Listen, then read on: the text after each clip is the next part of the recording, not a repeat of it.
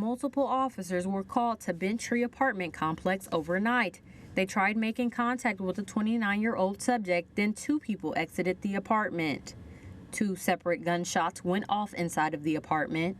Tuscaloosa Police Department dispatched their response team, set up a perimeter, and evacuated neighbors in the complex. The subject opened the door armed with an AR-15 rifle pointed at the officers.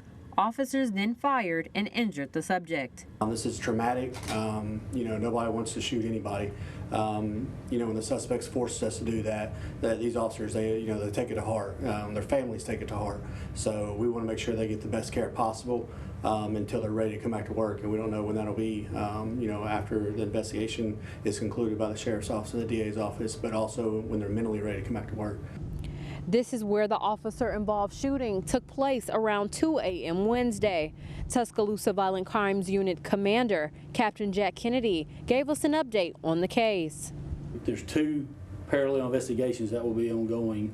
It's a protocol that we do here in Tuscaloosa County. So one at this time is the criminal investigation, because we do believe we have probable cause of criminal acts from this subject. Okay, so we have a criminal investigation going on into his actions. There will also be a separate officer-involved investigation that runs parallel to that, and that will also be presented as a separate case to a grand jury to evaluate.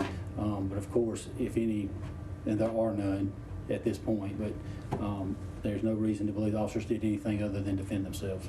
The subject is in critical condition at DCH and has not yet been charged with anything. 8 officers are on leave after this incident. We'll provide more details as they come. Aaliyah Ponder, WVUA 23 News.